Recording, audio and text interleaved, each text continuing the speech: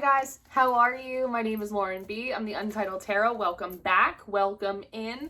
I have a couple of messages that I want to share with you today. I have the Ethereal Visions deck. I don't know how much we're going to use it, but I woke up this morning and I had a song just already in my psyche. And it's this song called Power. And as I arose for the day, what I heard was power, what it means to be free. She goes, here's the truth, one condition can't kill my ambition. Not about if you like how I sing, can't take my power. You got nothing on me. It's a song by Joy Crooks. And yesterday, if I'm not mistaken, I did give a message about making more room for joy. And I woke up this morning with a song from an artist named Joy ringing in my head. Her last name's interesting though, Joy Crooks. Now, when you think about a crook, immediately you think about Nixon, but also you think about thieving, right? And there is a card in the Shaman's Dream Oracle called Dream Thief. And I feel as though in the process of doing some cleansing, some shedding after you have kind of come out of the underworld over the last few months of the summer, it's important to start identifying what are the joy crooks, the joy thieves in your life, in your spiritual practice, in your psyche. What narratives, what do you tell yourself that is like deeply undermining, really defeating?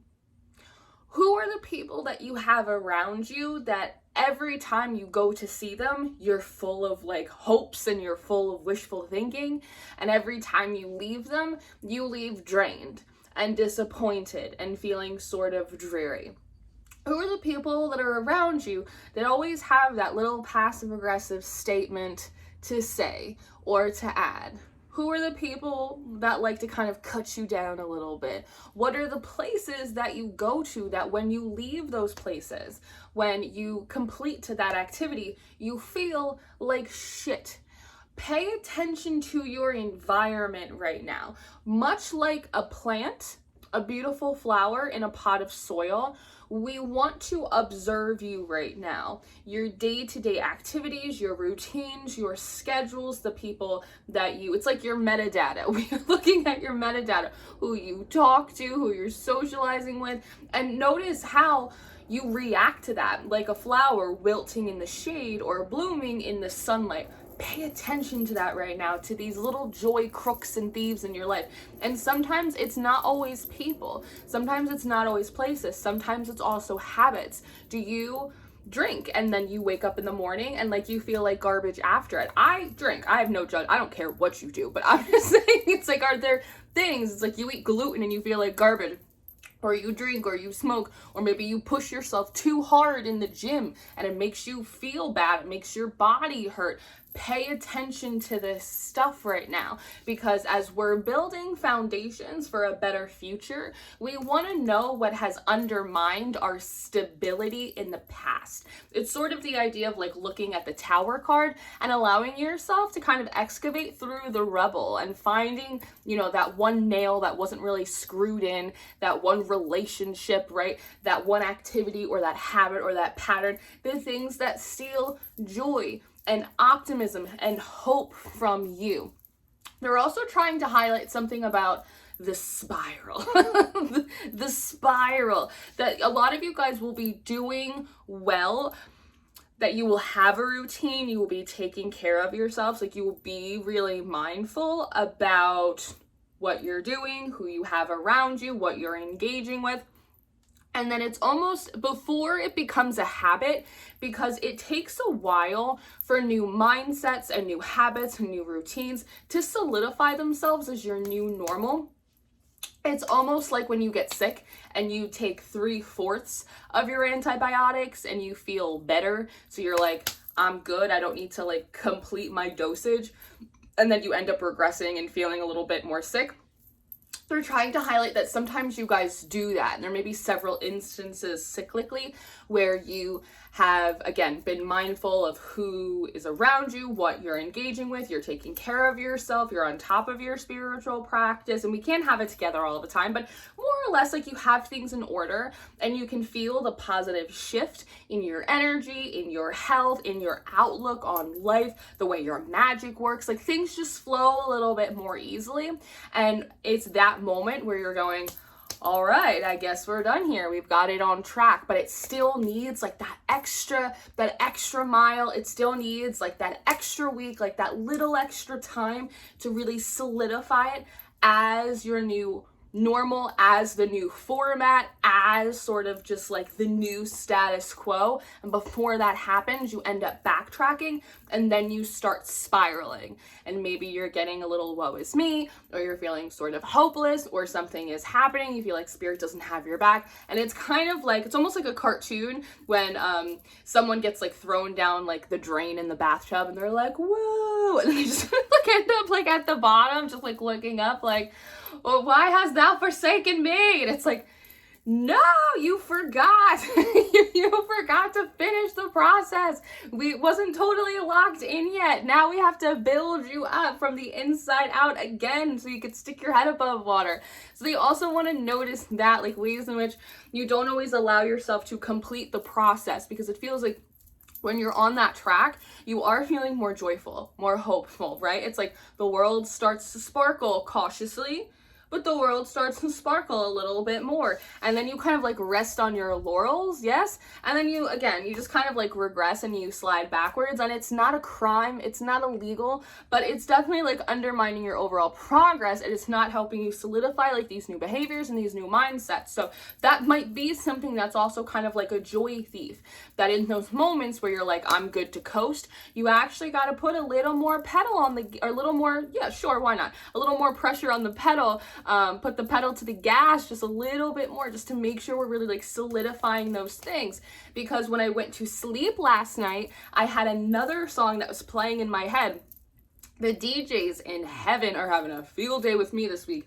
But I put my little head on the little pillow last night, and all of a sudden I hear, I wanna stand with you on a mountain. Do you remember this song?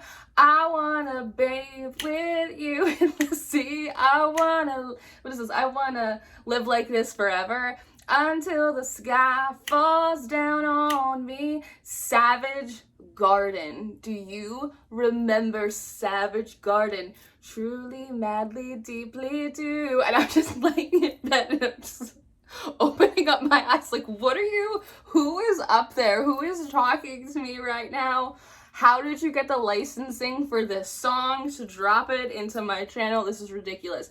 But there's kind of this feeling here that, and this, I feel as though this came through a little bit during the weekly reading that I did on Patreon. For those of you that don't know, I do a full weekly forecast on Mondays, and then I do a full weekend forecast on Friday. So you always know what to expect for the week ahead. But there's sort of this feeling of when you start to spiral, you can't see that far ahead of you. And some of you guys, you have been at a stagnation point, you've been at a blockage point for so long that you actually like can't imagine life on the other side of it anymore. It's almost as though like you've kind of submitted to, this is just the way life is. It's just blocked.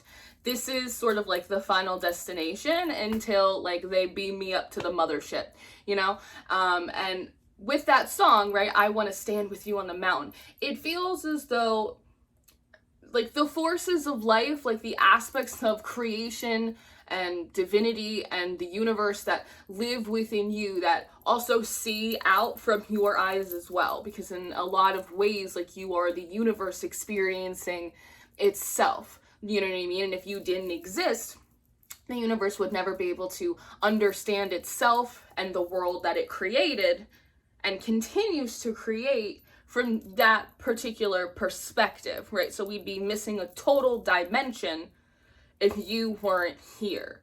And so there's something here about like the universe that lives and breathes and exists within you that is also the observer of itself, just as you are the observer of your own experience, right? It's kind of saying to you like, This is not our final destination. This is not where we end. And there's a strong we energy. And I wonder, pay attention to this. I wonder if you're noticing a shift in your thoughts, because I have noticed a bit of a distinction in mine. Like my higher self feels much louder and more vocal. And I can really tell the difference between my internal monologue, right? Me, as opposed to my higher self, or more of like the universe kind of speaking to and through me, because there's a huge distinction between like, you do this, we will, I am, me too. Like there's a don't tell the bigots. We're gonna move on to pronouns next, but there is like this big distinction between like the universe and like my higher self kind of speaking to and through me, versus me and just like my own cognition, me and like my own internal thoughts. I know I made someone mad with that joke, and I can't help you. I just can't help you. I feel it. Someone's like, I don't care, it's fine.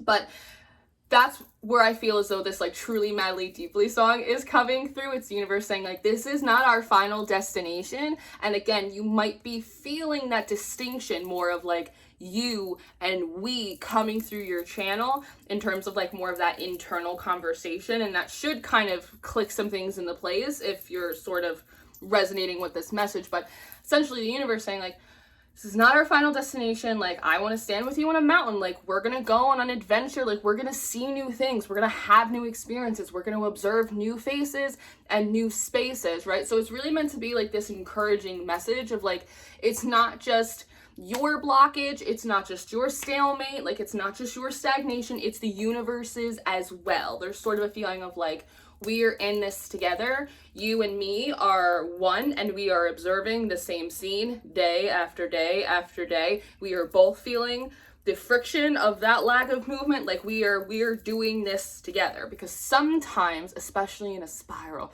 we can feel like the universe is doing it like to us or for us. But what if it is just in it with us? It's not a cause, it's not an effect, it's not an affront, it's not an assault, it's not an assist, it's just in it with us. It's an interesting but kind of a delicious shift of perspective. So think about that. If you're feeling a little tight, or if you're feeling a little frustrated, look around. Where are your joy thieves? Where can we remind ourselves that the universe or God or the divine or your ancestors or whatever you jive with, if you vibe with any of that, because there are a lot of people that are kind of secular in nature and they're not super spiritual, right? And that is absolutely fine too. But where are there these joy thieves? Where are you stealing joy from yourself? Where can we look at our situation and see it more as a we, as opposed to a you against me or me against you? Where can we notice the points on the map when we start to spiral? What are the conditions around the spiral? How can we put safety measures in place? Whether it's just reminding ourselves we're gonna have to be consistent for a little while longer until energies really lock in and integrate and become the new normal. Whether it's because we need to take better care of ourselves, practice more wellness and self-care, something that I think we touched on yesterday, right? Times when maybe we just need to be more present and listening to our higher self, whatever it may be, just identify them. That feels like the homework assignment for the week. No judgment, only curiosity. Let's identify the joy thieves. And even that song, right? Power. Come and spend it on me. Power, what it means to be free. Here's the truth. One condition can't kill my ambition. It doesn't matter if you don't like how I sing. Can't take my power. All of these things, by identifying your joy thieves, by identifying where we need more we energy, where we have those points where we start spiraling, right? Where we need a little bit more consistency, where we need some more boundaries, and just allowing yourself to observe all of that, it's gonna highlight for you all of the different directions that like your power, your sense of self, your confidence gets depleted, it gets drained out, and how that may be one of those conditions for the spiral. Does that make sense?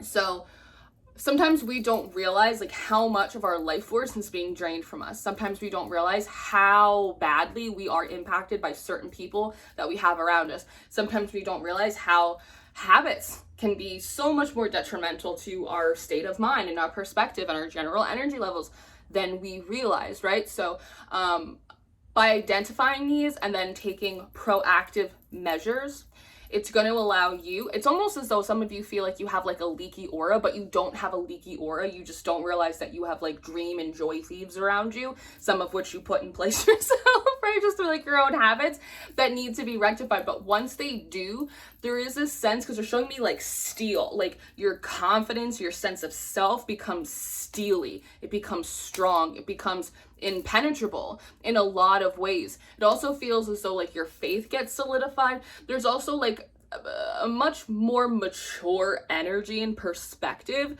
that comes forward from you as well. So I would also expect, I don't even want to say a growth spurt, because they're showing me like one of those kids in middle school who has a growth spurt really, really quickly and gets like really, really tall, but like they're kind of lanky because like they're not totally like filled out. It's like they just shot up, but like they didn't really fill out yet. That kind of feels like your energy, like in a lot of ways, like you have grown so much. We were talking about this yesterday, that you've kind of like shot up, but it's like your ascension process, but it's like you're still kind of like lanky. Do you know what I mean? It's like you haven't really like done your bulk yet. And so it's almost like you bulked yourself with like a bunch of bullshit, with like, again, a bunch of people, places, and things and habits and behaviors and mindsets that are just like really draining. It's like bulking up not on like protein, but like bulking up on like sweets and like fast food. Does that make sense? It's like a different kind and like a different quality of bulk.